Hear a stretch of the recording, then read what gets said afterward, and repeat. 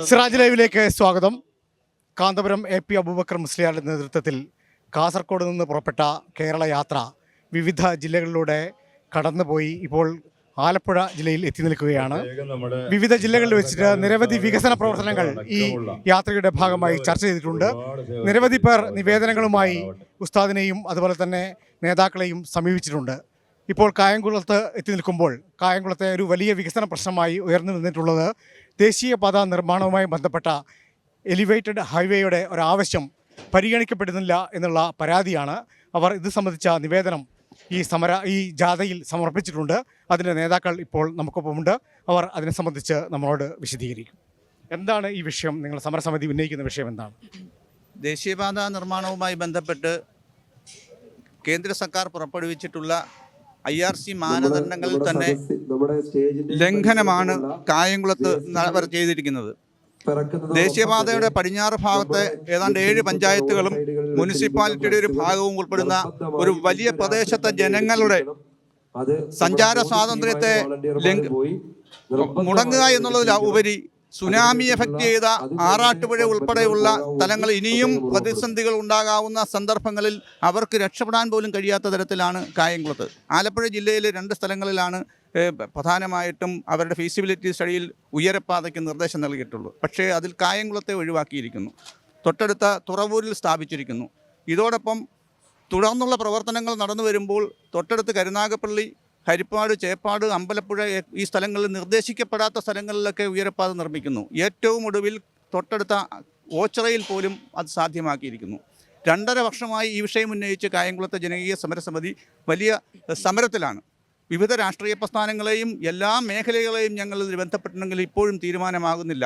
ഏറ്റവും ഒടുവിൽ കൂരിയാട് ഉണ്ടായ റോഡിൻ്റെ കൊട്ടിയത്തുൾപ്പുണ്ടായ റോഡിൻ്റെ തകർച്ചയുടെ അടിസ്ഥാനത്തിൽ ഞങ്ങൾ മനസ്സിലാക്കിയിടത്തോളം കായംകുളത്തെ ഇപ്പോൾ ഹൈവേ കടന്നു പോകുന്ന പ്രദേശം അതീവ ദുർബല പ്രദേശത്താണ്.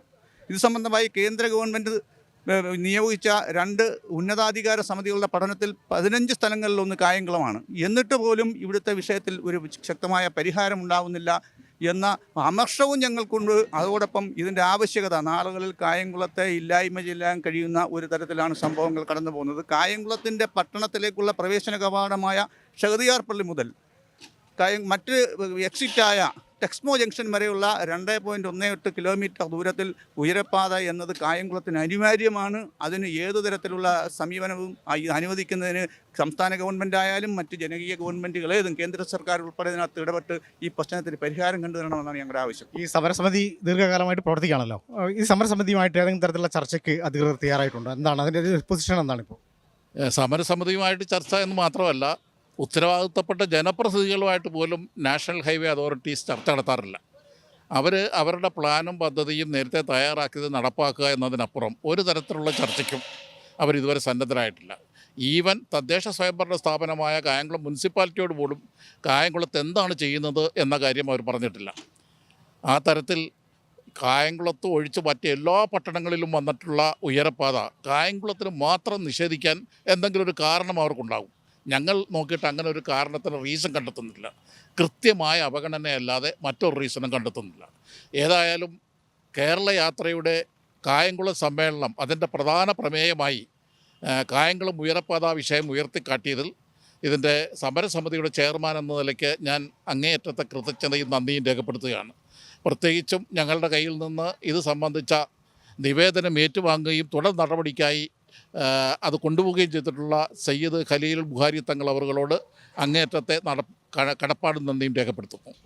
കേരള യാത്രയിൽ ലഭിച്ചിട്ടുള്ള ഇത്തരത്തിലുള്ള നിരവധി നിവേദനങ്ങൾ, പരാതികൾ ഒക്കെ തന്നെ സമാപന സമ്മേളനത്തിൽ വെച്ച് തിരുവനന്തപുരത്ത് വെച്ച് മുഖ്യമന്ത്രിയും പ്രതിപക്ഷ നേതാവും ഉൾപ്പെടെയുള്ള ഭരണാധികാരികൾക്ക് സമർപ്പിക്കുമെന്നാണ് ഈ ജാഥയുടെ നേതാക്കൾ പറഞ്ഞിട്ടുള്ളത്. അത്തരത്തിൽ പരിഹാരമുണ്ടാകുമെന്ന് പ്രതീക്ഷയോടെ ക്യാമറാമാൻ മുഹമ്മദ് ഷബീബിനൊപ്പം ബിജുശങ്കർ.